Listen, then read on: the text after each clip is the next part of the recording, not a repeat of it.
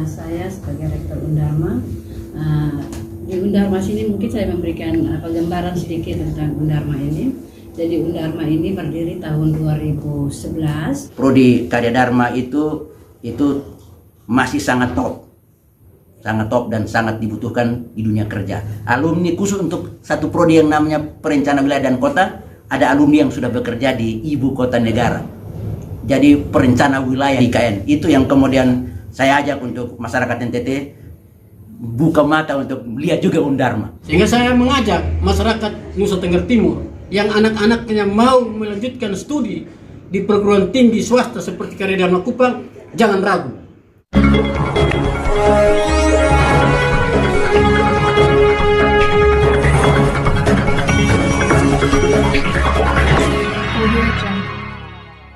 Universitas Karya Dharma Kupang merupakan salah satu universitas swasta yang ada di Nusa Tenggara Timur. Universitas Karya Dharma sejak didirikan tahun 2011 telah menunjukkan peningkatan yang sangat luar biasa. Hal tersebut dibuktikan melalui berbagai macam prestasi yang sudah berhasil diraih. Universitas Karya Dharma memiliki fasilitas sangat memadai serta didukung oleh 100 lebih dosen berpengalaman. Selengkapnya, simak yang berikut ini. Saya sebagai Rektor Undarma, di Undarma sini mungkin saya memberikan gambaran sedikit tentang Undarma ini. Jadi Undarma ini berdiri tahun 2011, beroperasinya atau surat izinnya itu baru keluar 2014. Jadi kita baru beroperasi 2014. Ada dua fakultas. Jadi dua fakultas humaniora dan hukum, dan yang kedua adalah fakultas Fakestek, kesehatan dan teknologi. Dari dua fakultas ini ada 12 prodi. Ada 12 prodi, jadi ada prodi hukum, ada ilmu pemerintahan, ada PGSD, ada PAUD, agroteknologi, agrobisnis, PWK, dan teknik informatika. Mahasiswa baru ada kemudahan itu dari beasiswa. Dari beasiswa itu di sini ada beasiswa, ada KIPKA itu dari pemerintah diberikan kepada mahasiswa yang berprestasi. Dan yang kedua adalah beasiswa dari CF2 dari selain foundation, itu nama daripada anaknya pembina sini yang punya universitas. Jadi untuk prodi yang ada di Universitas Karya Dharma Kupang ini ada prodi kebidanan dan non kebidanan. Kebidanan ini dia karena khusus untuk kebidanan dan profesi bidan, dia UKT-nya 7,5 juta, sedangkan mendapat beasiswa 2,5 juta dari CF2, dan sisanya yang mereka harus bayarkan 5 juta. Sedangkan non kebidanan itu seperti fakultas prodi hukum, ada ilmu pemerintahan, PAUD, PGSD, PJKR dan lain-lain itu dia UKT-nya 3,4 juta. 3,4 juta, dia mendapat beasiswa CF2 2 juta, dan sisa yang dia harus bayarkan adalah 1,4 juta. Sejauh ini Ibu pendaftar di ini seperti apa? Di Undarma sendiri sampai sejauh penerimaan ini? Ya, sampai hari ini untuk mahasiswa baru kurang lebih sudah 700 lebih. Karena kami pendaftarannya online, jadi mereka mendaftar dulu, nanti yang realnya mereka bisa daftar langsung ke kampus Undarma. Ibu kalau boleh tahu, pendaftaran dibuka sejak kapan dan berakhirnya direncanakan kapan, Pak? Iya, jadi pendaftaran kemarin dimulai bulan Maret untuk yang gelombang pertama dan kedua, nanti berakhirnya bulan Agustus kita tutup. Untuk itu gelombang keempat, kita buka 4 gelombang. Pemberian beasiswa ini diprioritaskan untuk mahasiswa yang orang tuanya kurang mampu. Ya, sedangkan kalau pegawai mungkin kami masih belum prioritas begitu, tapi diprioritaskan untuk mahasiswa yang orang tuanya kurang mampu. Jadi saya menghimbau kepada seluruh masyarakat Provinsi Nusa Tenggara Timur, mari kita sama-sama mendaftar di Universitas Karya Dharma Kupang karena ada banyak hal yang kalian bisa dapat, yaitu beasiswa. Selain beasiswa dari Undarma, ada juga beasiswa dari pemerintah, jadi KIPKA, namanya KIPKA. Ibu bisa menjelaskan prestasi apa saja yang telah diraih oleh kampus ini? Iya. Bisa menjelaskan sejak didirikan hingga saat ini. Ya, baik, prestasi yang sudah kita dapatkan terutama untuk riset dan teknologi. Kebetulan beliau ini Bapak Martiga yang mengajukan dari 2021 ya. 2021 kita mendapatkan kesempatan untuk membuat riset tentang batu alat pengering ikan ya, alat pengering ikan yang menggunakan batu apa gitu. Jadi untuk semua program studi yang ada di Undarma ini dia akreditasi baik. Karena sekarang memang akreditasinya baik sekali dan unggul gitu. Ada tiga kategori. Jadi baik sekali dan unggul. Dan kami kebetulan setiap 2 tahun itu reakreditasi. Kita melakukan reakreditasi untuk semua prodi. Nah, jadi nanti 4 tahun lagi baru akreditasi. Tapi setiap 2 tahun kita melakukan reakreditasi. Jadi reakreditasi ini menentukan bahwa masih tetap dengan akreditasi baik sekali dan unggul, itu yang ini artinya evaluasi begitu. Ya. Siswa yang ada sedang kuliah saat ini berapa? Dosennya jumlah berapa yang berada di kampus ini, Bu? Jadi untuk jumlah mahasiswa dari 11 prodi ini 1.700 yang aktif Pak ya, Ya, 1.758 orang. Dan yang alumni 517 orang. Sedangkan dosen yang sedang Dosen kami 100 lebih. 100 dosen ini yang doktor kami ada Pak Maure, 3 orang doktor. 3 orang doktor, profesornya belum ada, dokternya baru 3. Terus yang lainnya masih S2 semua. Nah, terima kasih Bu atas kebersamaan kita pada siang hari ini. Semoga kampus ini semakin berkembang ke depannya. Ya, amin. Terima kasih Pak. Saya mau tambahkan sedikit tentang program studi kita dan lulusannya. Jadi karena program studi kita ada 12 seperti yang dijelaskan Ibu Rektor. Program studi ini tidak kadaluarsa dan jangka waktunya masih cukup panjang, mungkin 20-30 tahun ke depan. Program studi yang ada di Karya Dharma masih sangat-sangat dibutuhkan di dunia kerja, baik kerja dengan pemerintah atau kemudian lembaga swasta atau mau kerja mandiri pun ini sangat-sangat menjanjikan. Ya, di antaranya S1 kebidanan. Di luaran sana hanya atau mau ambil S1 harus ada di luar, biaya lagi. Tapi di Karya Dharma sudah ada, langsung dengan profesinya, nurse-nya ada memang di Karya Dharma Kupang. Dengan biaya yang sangat-sangat kita jangkau. Kemudian ada satu prodi lagi yang namanya perencanaan wilayah dan kota. Nah, perencanaan wilayah dan kota ini itu tidak ada di mana-mana di NTT. Kalau mau kuliah prodi ini yang namanya planologi itu harus kuliah di luar. Belum biaya lagi dan segala macam. Tapi di Kota Kupang atau di Timor, di NTT, adanya di Karya Dharma. Tujuannya untuk apa? Menolong pemerintah dalam hal ikut mendesain kota-kota. Baik ibu kota desa, ibu kota kecamatan, kabupaten, bahkan yang kita dengar lagi rencana untuk pemekaran provinsi. Nah, itu dia. Berarti ada tambah kabupaten, tambah kecamatan, tambah desa, tambah RT lagi segala macam. Nah, ini program studi perencanaan wilayah ini tempatnya. Tidak belajar jauh-jauh tapi di Karya Dharma Kupang. Gitu. Kita butuh orang-orang anak-anak NTT untuk memikirkan tentang daerahnya dan adanya di perencana ini. Dan saya mau sampaikan bahwa perencana wilayah ini bukan mendesainnya seperti mendesain bangunan arsitek, tapi ikut merencanakan. Contoh desa ini, kita mau bangun ini, dia butuh anggaran berapa, dia step by step berapa tahap itu perlu. Nah, ini yang selama ini pemerintah tidak melihat itu, dikasih anggaran lalu kemudian kita mau bikin apa.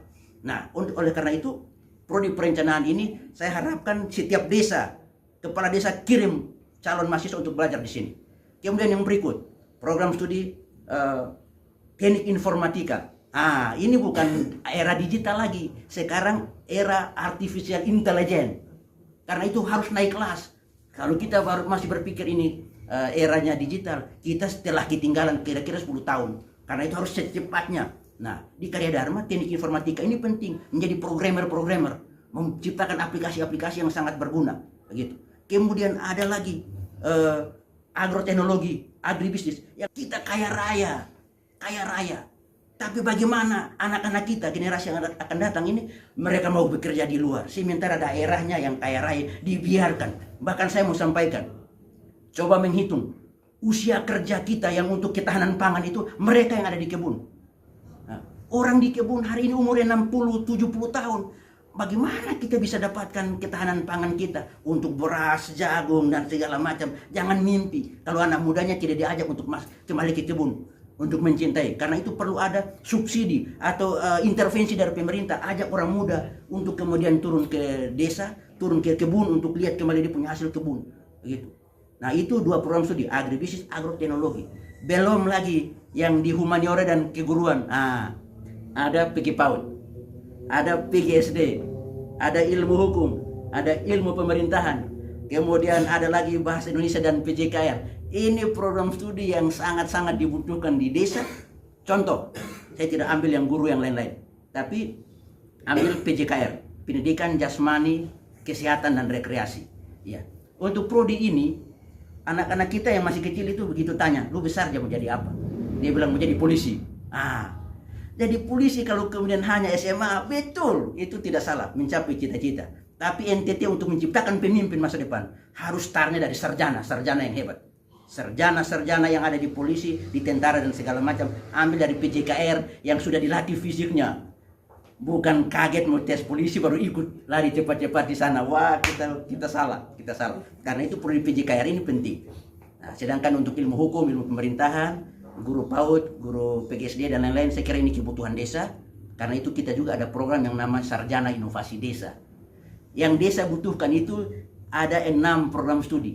Kebidanan S1, profesi, kemudian ilmu pemerintahan, ilmu hukum, PGSD dan PG PAUD. Ini yang menjadi persoalan yang bisa bantu masyarakat desa, termasuk dengan perencana wilayah itu.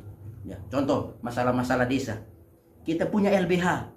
Nah, ketika dia masuk di ilmu hukum misalnya itu, ada pengacara-pengacara hebat di Karya Dharma Kupang yang kemudian lewat LBH ini bisa konsultasi, mungkin kan jadi mahasiswa konsultasi gratis, apalagi alumni lagi, bilang Bapak pengacara tolong bantu segala macam ilmu dan segala macam bisa dicurahkan untuk menolong masyarakat di satu desa gitu. Jadi saya kira prodi Karya Dharma itu masih sangat top dan sangat dibutuhkan di dunia kerja. Alumni khusus untuk satu prodi yang namanya perencana wilayah dan kota, ada alumni yang sudah bekerja di ibu kota negara. Jadi perencana wilayah negara kita juga di sana. Jadi hebat. Baru ini tapi ada alumni yang sudah bekerja di IKN. Itu yang kemudian saya ajak untuk masyarakat NTT buka mata untuk lihat juga Undharma. Undharma telah menyiapkan semua yang kita butuhkan hari ini untuk kemudian kita bisa menyongsong ke depan seperti apa. Karena itu jangan lihat kampus kecilnya, tapi prodi-prodi yang hari ini masih sangat relevan dengan kebutuhan baik pekerjaan ataupun kerja swasta, kerja di negeri atau kemudian kerja mandiri disediakan di sini. Baik, untuk sarana prasarana yang kita punya laboratorium kebidanan, ada juga punya laboratorium komputer.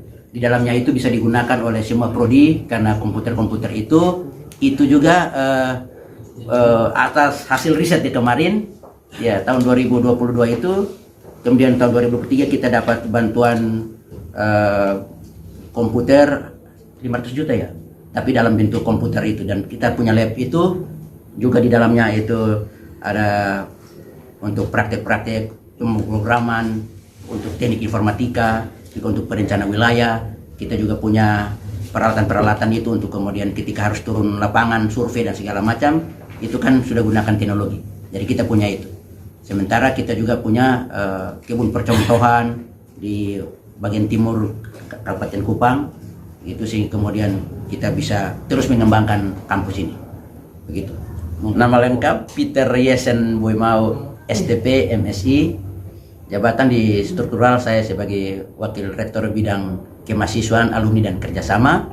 Tapi dalam riset saya sebagai Ketua Tim Riset di kampus ini. Terima kasih.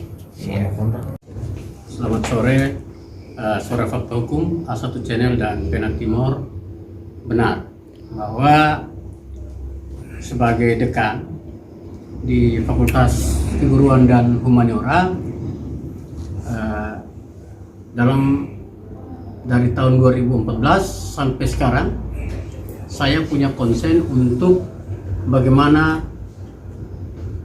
orang-orang Sabu itu ada peningkatan kualitas sumber daya manusia. Oleh sebab itu, anak-anak yang bukan saja dari Sabu, tetapi dari seluruh NTT, kabupaten kota yang ada di NTT, kami fasilitasi dengan beasiswa. Baik itu ada beasiswa yang dari pemerintah, itu KIP kuliah, ada juga dari kampus, dari yang pertama itu adalah dari HWF. Awalnya dari HF, Heri Badu Foundation, dan sekarang beralih ke CF2, Celin Fortuna Foundation. Nah, semua program studi, ada 12 program studi itu semua kami kasih beasiswa.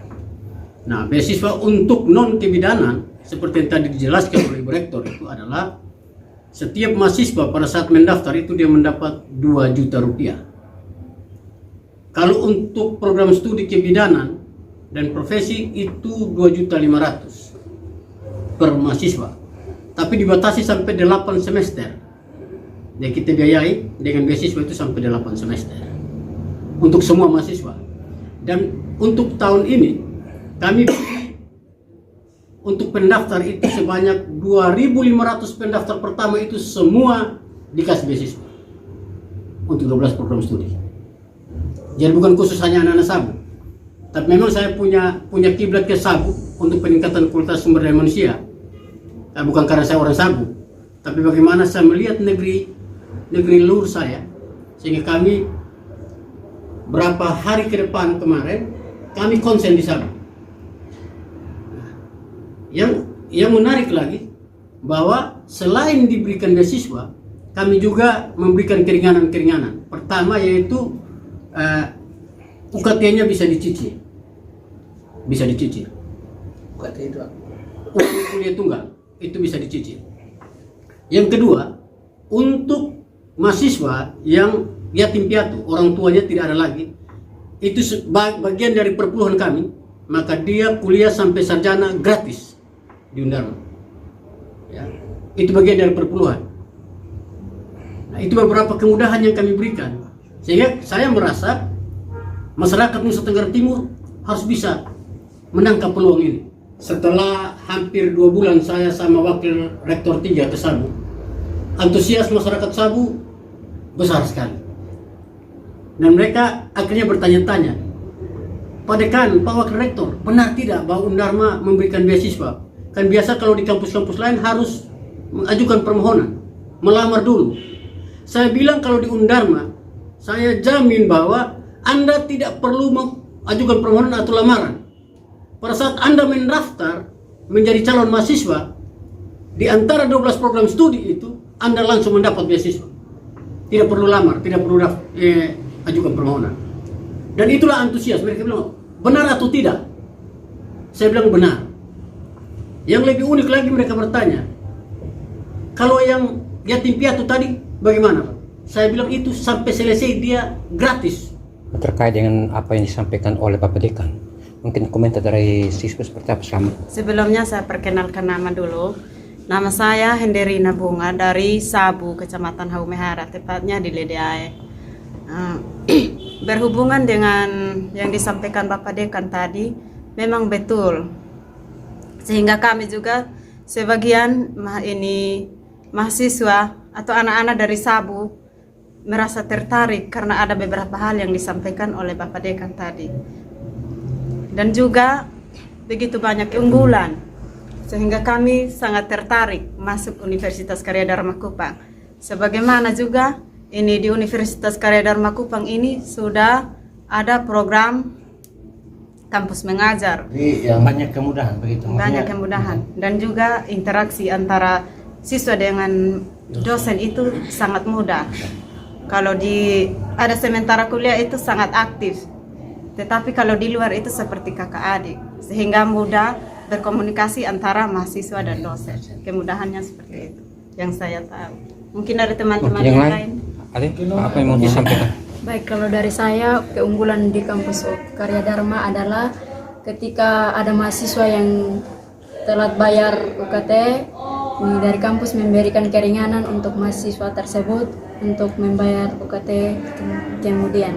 Nama saya Ellen Rizka Lewehiku, asal Sabu, tepatnya Sabu Minia. Kalau ada ini nama siapa tadi? Hendrina Bunga. Hendrina Bunga ya, Sabu Rejojo.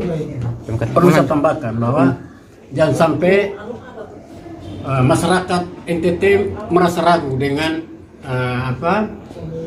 alumni-alumni dari Undharma.